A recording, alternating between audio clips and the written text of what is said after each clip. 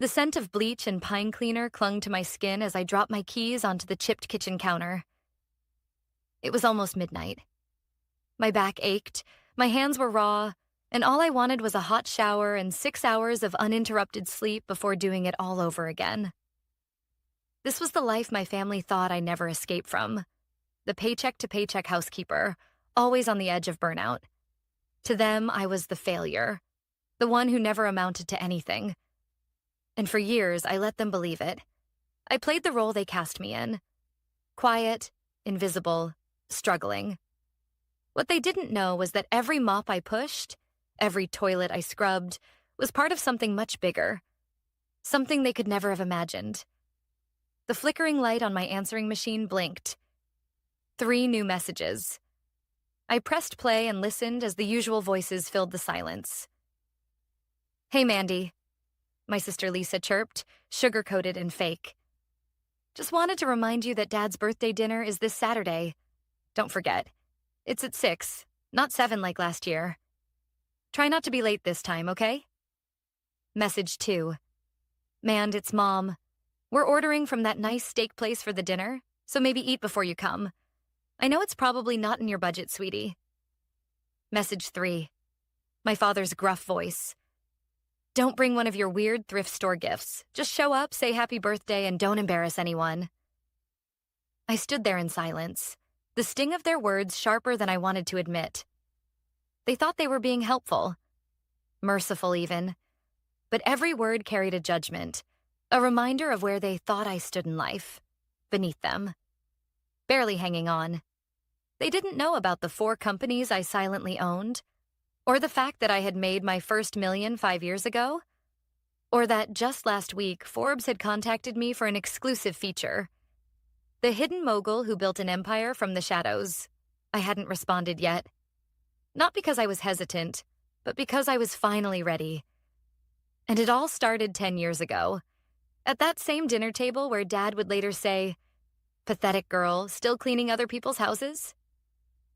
10 years ago, I was 23, fresh out of a toxic relationship, broke and desperate. I'd dropped out of college to care for my grandmother, who had practically raised me. No one else in the family stepped up. They were too busy climbing their shiny ladders, finance, law, marketing, respectable careers. When Grandma passed, I was alone. No savings, no degree, and absolutely no direction. I took the only job I could get, cleaning houses. It started as a temporary thing, a way to pay rent. But one day, I cleaned for a woman named Evelyn Kane. She was kind, old money kind, and she saw something in me no one else ever did. "You're sharp," she said one day while I organized her chaotic filing system in less than an hour. "Why waste your brain on scrubbing floors?" I told her I didn't have the luxury of dreaming big. She laughed softly and handed me a book, The Lean Startup.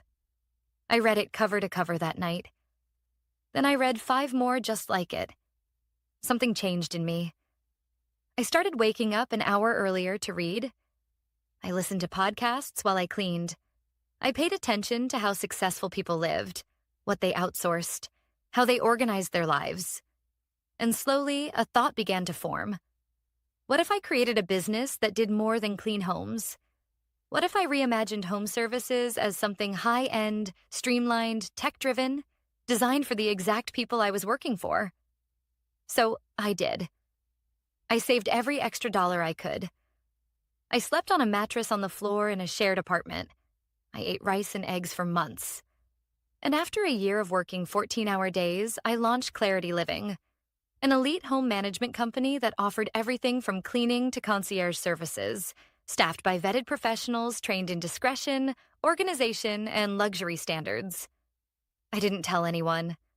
Not my parents. Not my siblings. I didn't want their doubts. I didn't need their voices in my head. I just worked. I signed my first client 6 weeks later, a tech investor in Beverly Hills. He referred me to 4 more. By year 2, I had a team of 12. Year 3, we expanded to New York. Year 5, I was clearing $10 million a year. But at family dinners, I still let Lisa brag about her advertising job. Still let Mom slip me coupons and Dad shake his head whenever I mentioned entrepreneur stuff. They thought I was weak, that I had given up. But I was building something far bigger than any of them imagined. And now, with the Forbes article set to air on live TV this Sunday, the same day as Dad's birthday dinner, the truth was about to crash down on them like a tidal wave. They wouldn't see it coming. And I wouldn't say a word until they saw my face on the screen, with the words, billionaire housekeeper turned CEO right below it. The parking lot of the upscale Italian restaurant was already packed when I pulled in behind a sleek black Range Rover. I sat in my car for a moment, hands resting on the steering wheel, watching the valet shuffle back and forth under the soft glow of golden string lights. Technically, I didn't have to be here. I could have skipped the dinner entirely and let the Sunday morning news do the talking. But a part of me wanted to see their faces when it all unfolded. Wanted to remember every smirk and side eye so the moment of truth would land exactly the way it needed to. And besides, it was the last time they'd ever look at me like I was less. I stepped out of my car, a modest, older sedan I'd kept for appearances. No one would suspect the woman behind the wheel had a collection of luxury vehicles tucked away in a private garage across the city. I handed the keys to the valet with a nod and walked into the restaurant. Mandy. Lisa's voice rang out like a chime dipped in fake sweetness. She stood up to greet me, arms open wide. You're on time. I'm shocked. I forced a smile. Happy birthday, Dad. He barely looked up from the menu. You look tired. Long day of cleaning? And there it was. The jab. The line he'd been itching to throw the moment I walked in. He didn't even bother to hide the smirk. I felt the heat rise in my chest, but smiled instead. You could say that. Mom leaned in to pat my hand. We're just glad you could make it. We know your job keeps you busy. Busy, that's what she called overseeing 3 regional managers and negotiating contracts with luxury developers across 2 continents. But sure, busy. As the server came to take our orders, Lisa launched into another one of her monologues about her big pitch to a new client. Something about a tech brand and influencer outreach. She tossed her hair like it was a movie scene. So, she said, turning to me, how's the cleaning business? I took a sip of my water. It's growing. Dad snorted into his whiskey. Must be nice not having to think. Just clean and go, simple life. There was a time when that would have broken me.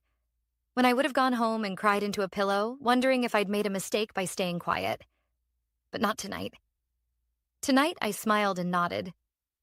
Simple, yes, but effective. The waiter returned with wine and appetizers, and the conversation shifted toward Olivia's new promotion at her marketing firm and Marcus's move into a bigger house. I listened patiently as they patted themselves on the back, making sure to throw an occasional pitying glance my way. It was almost theatrical. Then Lisa reached into her bag and pulled out her phone. Did you guys see what's airing tomorrow on the Forbes Sunday Spotlight? She said, scrolling. Apparently they're doing this huge profile on some self-made billionaire. A woman, too. Former housekeeper of all things. Can you believe that? I nearly choked on my drink. What's her name? I asked casually. She tilted the screen. Mandy Reese. The table fell quiet for a beat. My mother blinked. Mandy Reese? Wait, Marcus said slowly. Isn't that? Same first name, probably a coincidence. Dad interrupted, waving a hand dismissively. No way it's our Mandy. Lisa laughed. Yeah, right. Can you imagine? She pointed at me, her laughter rising. From mop to millions. I mean, no offense, sis, but you're not exactly Forbes material. No offense taken, I said with a small shrug. You never know who's out there building in silence. The irony of it was suffocating. They were sitting across from the woman they were about to watch on national television the very next morning. The woman they dismissed, diminished, and doubted. And they didn't have the faintest clue. The evening dragged on, filled with veiled insults, empty compliments, and overcooked steak. But I endured it all, because tomorrow everything would change. After we sang happy birthday and posed for photos, I stood to leave. Leaving already? Dad asked, cutting his tiramisu with the edge of his fork. Early day tomorrow, I replied. Work never stops. Still cleaning toilets? He smirked. I smiled. Something like that. As I walked to the door, Lisa called after me. Hey, bring gloves next time. You could clean my apartment while you're here. I stopped, turned slightly, and gave her the kind of smile that meant everything and nothing at once. See you tomorrow, I said. They thought I meant brunch, but I meant when their screens lit up with my face, when the world would know who I was, before my own family ever did, and when the Rolls-Royce parked out front would finally make sense. Sunday morning arrived crisp and clear, the sunlight spilling into my penthouse suite high above the city. I stood at the floor-to-ceiling window, coffee in hand, watching the world move below.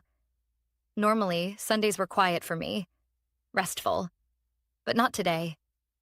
Today was showtime. I turned up the volume on my TV. It was exactly 8:58 a.m. The countdown for the Forbes Sunday Spotlight ticked down in the corner of the screen. I'd seen the final cut of the segment, twice actually, but this time I wanted to watch it live. Not for me, but for them. Because I knew exactly what my family was doing right now.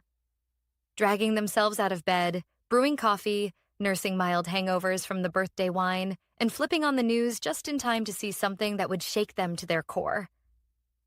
The intro music swelled.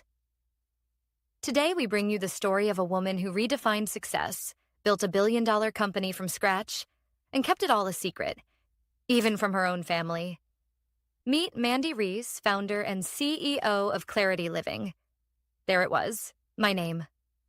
My full name. Spoken with weight and reverence. I took a breath. On screen, the camera panned across our Manhattan headquarters. Sleek design, glass walls, a logo gleaming like gold. Then a shot of me, walking confidently through the lobby, dressed in a sharp white suit, heels clicking on marble floors. My voice played over the footage. People thought I was just a housekeeper. They didn't know I was building an empire. The segment continued, showcasing testimonials from clients, interviews with my executive team, even footage of the early days. Me scrubbing countertops, organizing storage closets, hand-printing flyers. Then came the money shot. A list of cities where Clarity Living now operated. New York, Los Angeles, Miami, Chicago, London, Dubai. 6 continents, over 300 employees, valued at $3.2 billion. I could imagine them now. Dad dropping his coffee mug, Lisa's jaw going slack, Mom gasping loud enough to wake the neighbors. I'd given no warning, no hint, not even a breadcrumb. Then the final scene played. Me stepping out of a black Rolls-Royce, sunglasses on, as a reporter asked, "Why keep it a secret for so long?"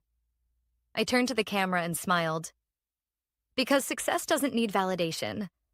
And sometimes the sweetest part of the journey is watching the ones who doubted you realize they never really knew you at all. Fade to black. I didn't even have to wait 5 minutes. My phone exploded. Calls, texts, emails, voicemails, social media tags. And then the group chat started lighting up. Mom, Mandy, we just saw the news. Is this true? Lisa, wait, what? This is you? Why didn't you tell us? Marcus, holy, Mandy, you're on Forbes. How long has this been going on?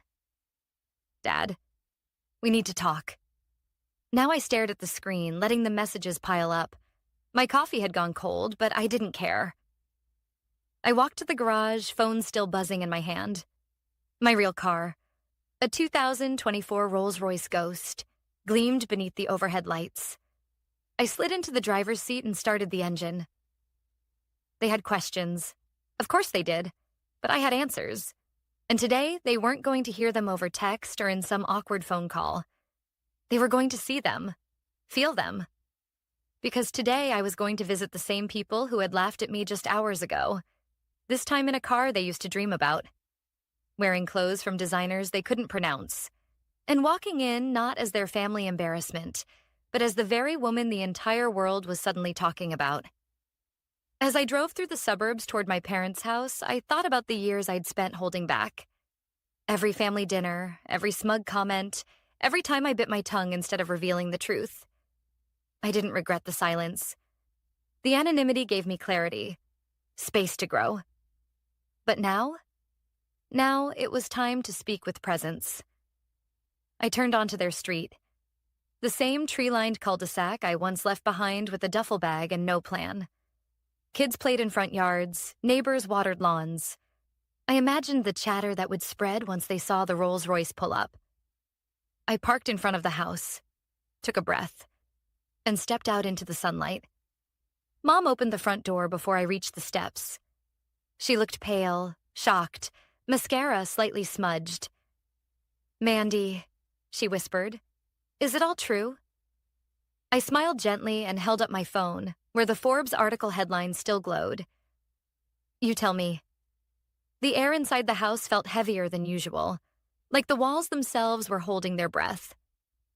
Mom backed away as I stepped into the foyer, her eyes scanning me like she was trying to make sense of what she was seeing. I could tell she hadn't slept. Her blouse was wrinkled, her hair hastily pinned back, and her voice trembled as she asked, "Why didn't you tell us, Mandy?" Before I could answer, Dad appeared in the hallway. His eyes locked on mine, and for the first time in my life, he looked unsure of what to say. "Mandy," he started, "what the hell is going on?" I walked past them both and made my way into the living room, my heels clicking against the hardwood floor. I sat down on the same couch where I'd once curled up as a teenager, grounded for refusing to change my major. The same couch where Dad told me I'd wasted my life when I turned down a receptionist job at his friend's insurance firm. Now, I was worth more than his entire network of colleagues combined. Mom and Dad followed me in. Dad stayed standing, arms crossed, posture stiff. Mom sank into the armchair like her legs couldn't hold her anymore. Lisa and Marcus arrived 15 minutes later, clearly after reading all the messages in the family group chat. Lisa looked flustered, her designer purse swinging from her arm like a prop she wasn't sure how to use anymore. "Mandy," she said, breathless, "this whole time, you've been, living a double life?" Marcus sat down across from me and blinked. "I Googled you. Mandy Reese. It's all real. You're clarity living." I nodded calmly. "Yes, I am." But you let us think you were struggling," Lisa said. "You let us believe you were broke." "No," I corrected her. "You chose to believe it. I never told you I was broke. I just didn't correct you when you assumed I was." "You drove that beat-up car," Dad snapped. "You wore thrift store clothes. You asked us to go easy on your birthday gifts. What were we supposed to think? That maybe I didn't care about appearances?" I offered. "That I didn't need validation through labels and luxury to know my worth?" Lisa scoffed. "That's rich, coming from someone who just rolled up in a Rolls-Royce." I leaned forward. "The car wasn't for me. It was for you, so you'd finally see me. Because let's be honest, if I had shown up in my work clothes from the company I own, or said I was investing in real estate across 3 countries, you wouldn't have believed me." Dad opened his mouth, but for once, nothing came out. "You know what really hurt?" I said quietly, eyes still on him. "It wasn't the assumptions. It was how easy it was for all of you to believe I had failed. How none of you ever asked what I was passionate about, what I was building. It was easier to mock the housekeeper than imagine I had dreams worth following." Silence. Then Marcus said, "But why keep it a secret? Why not tell us? We're your family." I turned to him slowly. "Remember when Grandma got sick? I dropped out of school to take care of her. You all told me it was irresponsible, that I was throwing away my future. But I didn't care. I owed her everything. She believed in me when no one else did. And when she passed, I had nothing. Not one of you offered help. Not a place to stay. Not even a word of encouragement." Mom flinched, but didn't deny it. So I started working. Cleaning houses. One of my clients saw something in me. She gave me a book and a chance. That chance became an idea. The idea became a company. The company became a global brand. I paused and let the silence stretch. I didn't tell you because I didn't want to fight for your approval. I wanted to build something for myself. And now that I have, now that the world knows, I wanted you to see it, not hear about it. See it. Lisa shifted in her seat. I thought you were just trying to find yourself. I found myself a long time ago, I said. You just never looked close enough to notice. Dad finally sat down, looking strangely small. So what now? You just rub it in our faces? No, Dad, I said, my voice steady. I'm not here to humiliate anyone. I'm here because, for once, I want you to really know who I am. And because tonight there's a dinner at the Paramount. Lisa's brows knit. The Paramount? That exclusive place with the 6-month wait list? I own it now, I said simply. And I've reserved it for us. Private chef, full staff, top floor. We're going to sit around a table again. But this time, the conversation will be different. Mom looked like she might cry. We don't deserve this.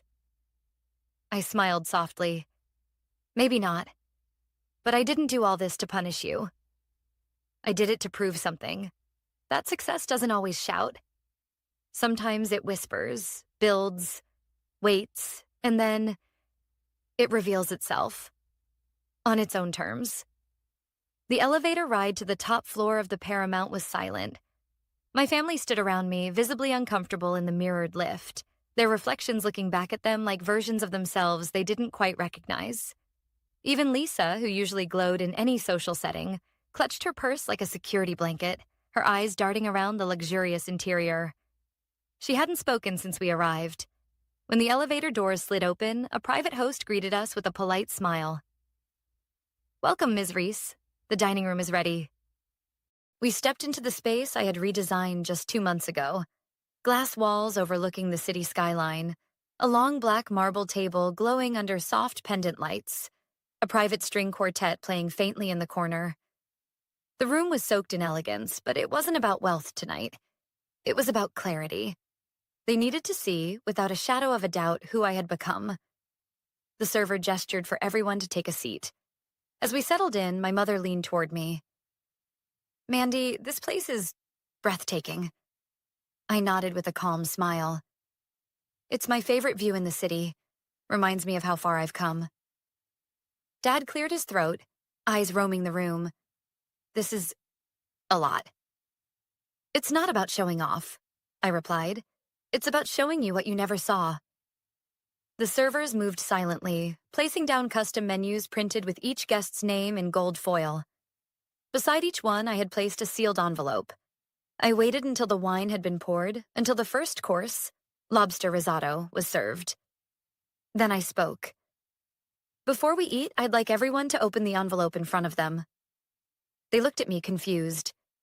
Then, one by one, they peeled open the paper. Lisa gasped first.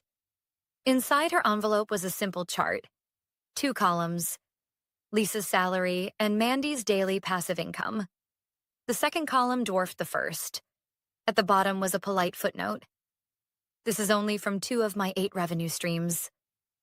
Her hands trembled as she folded the paper and put it down. Marcus's envelope held an email from 4 years ago, when I'd quietly reached out to his firm under an alias, offering an investment opportunity into Clarity Living. His reply, filled with corporate jargon, politely rejected the offer, stating, "Home services are not scalable." Below it was a note. That $100,000 opportunity would be worth $17.4 million today. He looked up at me, pale. Mandy, I didn't know it was you. I know, I said. That's why I never took it personally. Mom's envelope contained a list of every time I'd asked her and Dad to believe in me, to support an idea, to attend a gallery showing when I was cleaning to support my art, to co-sign a small loan for startup capital. All declined. Attached was a photo of my first office space, modest, tiny, and completely self-funded. her eyes filled with tears. Dad's envelope was the thinnest, just a single sheet of paper, a screenshot of the Forbes front page. He stared at it for a long time, his jaw tight. Then he spoke, voice lower than usual. "I was wrong," he said. "I thought I knew everything, but I didn't know my own daughter." I met his eyes. "You saw what you wanted to see, Dad. A girl who didn't follow your rules. So instead of asking why, you assumed I was lost." He nodded slowly, and for the first time in my adult life, my father looked genuinely remorseful. Dinner passed with an unfamiliar quietness. No bragging, no lectures, just reflection. After dessert, chocolate souffle with a raspberry drizzle, I stood and walked to the large screen behind the table. "I want to show you one last thing," I said. The lights dimmed as a presentation began to play. Photos from my journey. Me cleaning homes. Me sleeping on the floor with books stacked around me. The tiny office where Clarity Living was born. My first company retreat. My first Forbes cover. My first apartment with central heat. Each image was matched with a headline. Some from the press, some from old emails and texts from my family. "You're wasting your life. Maybe try a community college next semester. Mandy needs to get real." Then the final frame appeared. A photo of me at age 23, smiling with my grandmother in our old kitchen side by side. Below it, "She believed in me when no one else did." I turned back to them. This wasn't about revenge. It was about truth. I'm not angry anymore. I don't need apologies, but I do need you to stop pretending I was ever less than. No one spoke for a long time. Then my mother stood and walked to me, tears silently streaming down her face. "I'm sorry," she whispered. "Not just for not seeing you, but for not looking in the first place." I hugged her tightly. "Thank you. That's all I ever wanted." As the music swelled and the city sparkled behind us, I realized this wasn't just a dinner. It was a reckoning. And maybe the beginning of something new. A week had passed since the dinner at the Paramount, and the world hadn't stopped talking. Articles were still going viral. My inbox was overflowing with partnership requests, offers to write a memoir, podcast invites, investment proposals. I'd been named one of Forbes' most influential women of the year and was now booked for a keynote speech at a global innovation summit. But the spotlight wasn't what kept me awake at night. It was the stillness, the silence after the storm, the strange quiet that follows a lifetime of noise, of proving, of chasing something just to show others you could, and then realizing you've already arrived. I sat on the terrace of my brownstone, the one my family didn't know about. It was simpler than the penthouse, quieter. Ivy on the walls, an old stone fountain bubbling gently nearby. My dog, a gentle old rescue named Luna, lay curled beside me. She didn't care about net worths or business empires, just that I was home. The phone buzzed beside me. It was a text from Dad. "Saw your TED Talk. You were incredible. Wish I'd listened to you sooner. Proud of you, Mandy. Truly." I stared at the message for a while, unsure how to respond. It didn't erase everything. The years of condescension, the disregard. But it was something. A start. A bridge being built, tentatively, but intentionally. A notification popped up. Forbes interview live in 20 minutes. I glanced at the clock. Just enough time. I walked inside and changed into a simple blouse and jeans. No stylists, no prep team, no designer heels. Just me. Because after everything, I'd finally earned the right to be fully myself. On camera or off. I joined the virtual call and the host greeted me with a grin. "Mandy Reese, thank you for being here." "Happy to," I replied. "We've had a huge response to your story," he continued. "Millions have watched your journey unfold. But one question keeps coming up. What made you keep going when everyone, especially your own family, seemed to doubt you?" I thought for a second, then smiled. "You don't need everyone to believe in you. Just one person. And sometimes that one person has to be you. He nodded. And if you could go back, say something to your younger self in that tiny apartment, cleaning houses, what would you tell her? I felt a lump rise in my throat. I'd tell her that it's okay to feel invisible, that sometimes invisibility is a gift. It lets you build without pressure, grow without judgment, and rise without interference. And when you're ready, when the time is right, you won't need to announce your success.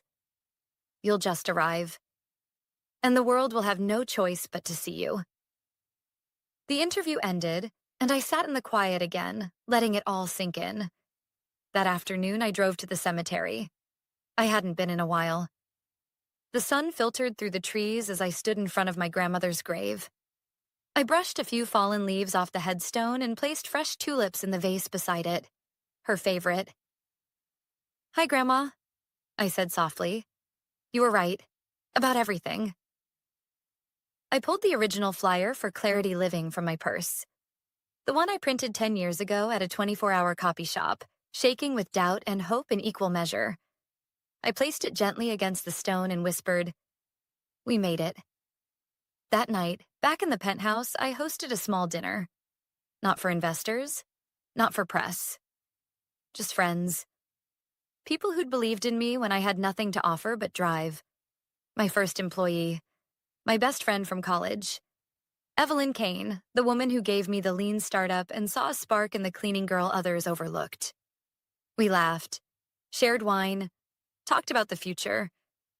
And for the first time, I didn't feel like I had anything to prove. Later, as I looked out over the glittering skyline, my phone buzzed again. A new message in the family group chat.